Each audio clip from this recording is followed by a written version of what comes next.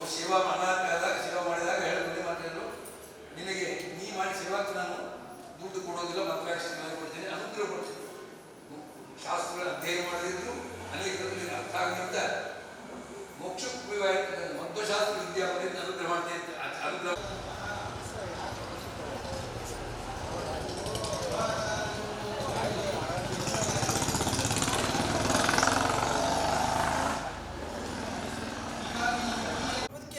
ಉಪಾಯ ಮಾಡು, ಹೆಂಗರ ಮಾಡಿ ಹೊರಗೆ ಹಾಕು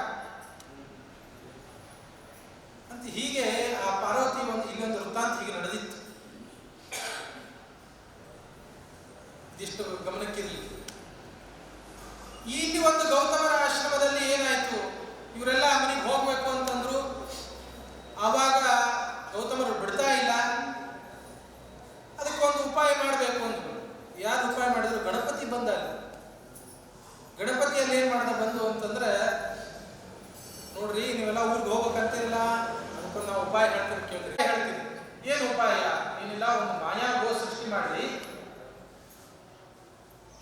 ಆ ಮಾಯಾಗೋ ಸೃಷ್ಟಿ ಮಾಡ್ರಿ, ಅದನ್ನ ಮೇಲಿಗೆ ಬಿಟ್ಬಿಡ್ರಿ. ಸ್ನಾನಕ್ಕೆ ಹೋಗ್ಬೇಕಾದ್ರೆ ಕಾಳು ಹಿಡ್ಕೊಂಡು ಹೋಗ್ಬೇಕು, ಕೈಯಾಗ ಬಿಟ್ಕೋತ ಹೋಗ್ಬೇಕು.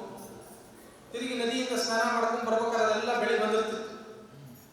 ಅಷ್ಟು ಒಂದು ತಪಸ್ ಸಾಮರ್ಥ್ಯ ಮತ್ತು ಆ ಯುಗದ ಒಂದು ಪ್ರಭಾವ ಹಾಗೆ ಇರ್ತಿತ್ತು. ಬರ್ತ ತಿರುಗಿ ನೀವು ಮಾಯಾಗೋ ಸೃಷ್ಟಿ ಮಾಡ್ತಿರಲ್ಲ, ಏನ್ ಮಾಡ್ಬೇಕು ಅಂದ್ರೆ ಅವ್ರು ಹೋಗಿ ಬಿಟ್ಕೊಂಡು ಹೋಗಿರ್ತಾರ, ಬರ್ಬೇಕಾದ್ರೆ ಅದನ್ನ ತೊಗೊಂಬರ್ತಾರ, ಇಲ್ಲ ಮೇಲೆ ಹೋಗ್ಬೇಕಲ್ಲ. ಇಷ್ಟು ಮಾಡ್ರೆ ಸಾಕು ಅದು ಹಾಗೆ ಹಂಗ ಮಾಡಿದ್ರು. ಸುದ್ದಿ ಊರಿಗೆ ಹೋಗ್ಬೇಕು ಅನ್ನೋದು ಒಂದು ಊರಿನ ಕಡೆ ಮೋಹ. ಗೊತ್ತವ್ರು ಬರ್ಬೇಕಾದ್ರೆ ಇದೆಲ್ಲ ಮೇಲಿದ್ರು. ಅಯ್ಯೋ ಅಣಿವಾರ, ಇದು ಆಕಳ ಮೇಲೆ ಬಿಟ್ಟರೆ ಬ್ರಾಹ್ಮಣರಿಗೆ ಊಟಕ್ಕೆ ಏನು ಹಾಕಿ ನಾನು ವಿಷ ಅಂದ್ರೆ ಅದು ಹುಲ್ಲು ಕಡ್ಡಿ ತಗೊಂಡು ಅಲೆ ಅಂತಂದ್ರು ಅದು ಸರಿಬೇಕೋ ಅದು ಸತ್ತೇ ಹೋಗುತ್ತೆ. ಒಂದು ಆಕಳಕ್ಕೆ ಹುಲ್ಲು ಕಡ್ಡಿ ತಗೊಂಡು ಅಲೆ ಅಂತ ಸಾಯ್ಬೇಕಾ? ಯಾಕ ಮಾಯಾಗೋ ಸೃಷ್ಟಿ ಮಾಡಿದ್ರು. ಹಂಗ ಅವ್ರು ವಿಷ ಹಾಕೋದು ಸತ್ತು ಹೋಗ್ಬೇಕು ಆಟ ಒಂದು ನೆಪ ಅಂತ ಹೇಳಿ ಹಿಂಗೆ ಸೃಷ್ಟಿ ಮಾಡಿದ್ರು.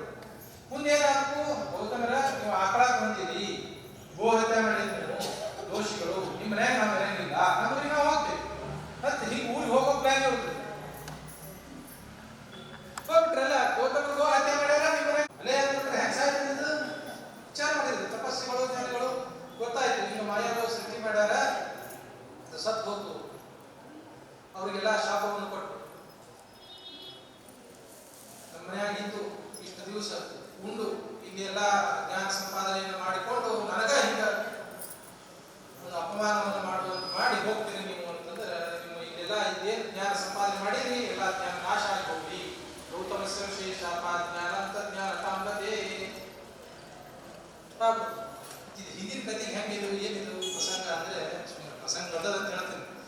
ಜ್ಞಾನಕ್ಕೂ ನಾಶ ಆಯ್ತು. ಮುಂದೆ ವೇದವ್ಯಾಸ ದೇವರ ಅವತಾರ ಆಯಿತು. ವೇದವ್ಯಾಸ ದೇವರ ಸೇವೆಗೆ ಮಧ್ವಾಚಾರ್ಯರ ಅವತಾರ ಆಯಿತು. ಇಲ್ಲಿ ಗಣಪತಿ ಯಾಕೆ ಬಂದು ಪ್ಲಾನ್ ಕೊಟ್ಟೆ? ಅವಾಗ ಆಕಳ ಸತ್ತು ಹೋತಲ್ಲ, ಮತ್ತ ಆಕಳ ಸತ್ತು ಹೋತು ಅಂತಂದಾಗ ಅದಕ್ಕೆ ಗೋದಾವರಿ ಅಂತ ಅದಕ್ಕೆ ಹೆಸರು ಬಂತು. ಗಂಗೆ ಎಳಿದು ಬಂದಕ್ಕೆ ರುದ್ರದೇವರ ತಲೆ ಬಿಟ್ಟು ಕೆಳಗಿಳಿದು ಬರ್ಬೇಕಾಗ ಗಣಪತಿ ಹೇಗೆ ಮಾಡ್ದ? ಆ ಪಾರ್ವತಿ ಹೀಗೆ ಈ ಹೊತ್ತಿಗೆ ಈ ಪ್ರಸಂಗ ನಡೆದಿತ್ತು. ಹೀಗೆ ಗೋದಾವರಿ ಆದ ಇಂತಹ ಒಂದು ವೃತ್ತಾಂತ ನೀರು. ಈ ಒಂದು ವೃತ್ತಾಂತ ಏನು ಹೇಳ್ತದೆ? ಜ್ಞಾನ ಅಜ್ಞಾನ ಆಯಿತು. ಆ ಅಜ್ಞಾನ ನಾಶಕ್ಕೂ ಆ ವೇದವ್ಯಾಸ ರೂಪದಿಂದ ಅವತಾರ ಮಾಡಿದಂತಹ ಭಗವಂತನ ಸೇವೆಗಾಗಿ ಆಚಾರ್ಯ ಮಧ್ವರು ಈ ಅವತಾರವನ್ನ ಮಾಡಿದ್ದಾರೆ. ವಾಯುದೇವರು ತಮ್ಮ 3ನೇ ಅವತಾರ ಮಧ್ವಾಚಾರ್ಯರು ಅಂತ ಹೇಳಿ ಈ ಅವತಾರವನ್ನು ಮಾಡಿದ್ದಾರೆ. ಮಧ್ಯಗೆ ಭಟ್ಟರು ಅಂತ ಅವರ ತಂದೆ ರಜತ ಪೀಠಪುರಿ ಅವರ ಒಂದು ಕ್ಷೇತ್ರ, ಅಲ್ಲಿ ಆ ವಾಸುದೇವನ ಅವತಾರವಾಗಿದೆ. ಪಂಡಿತಾಚಾರ್ಯರು ಬಹಳ ಸುಂದರವಾಗಿ ಮಧ್ವ ವಿಜಯದಲ್ಲಿ ಅವರ ಒಂದು ಚರಿತ್ರೆಯನ್ನ ತಿಳಿಸಿಕೊಡ್ತಾರೆ. ನಾವು ಬೇರೆ ವಿಜಯಗಳನ್ನೆಲ್ಲ ನೋಡ್ತೀವಿ, ಅನೇಕ ವಿಜಯಗಳು ಅಲ್ಲ, ಒಂದಕ್ಕೊಂದು ತಾಳೆಲ್ಲ ವಿಜಯಗಳಲ್ಲ, ಅದೇ ವಿಜಯ ಅಂತ ಹೆಸರಿಗೆ ಹೋಗುತ್ತೆ.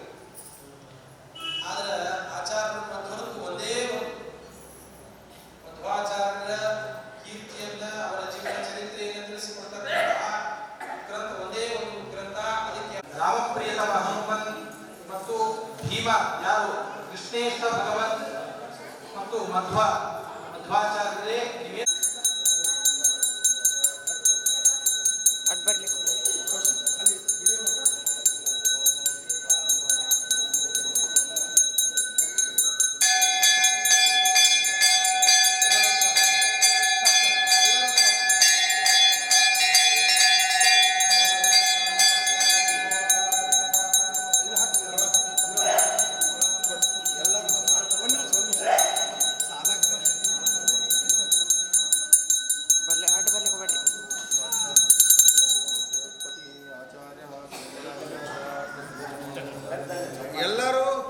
ಬರ್ರಿ ಪುಷ್ಪರು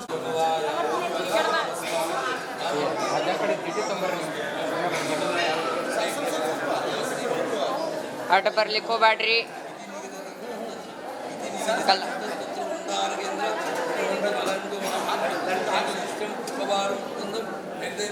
ಶ್ರೀಮದಾನಂದ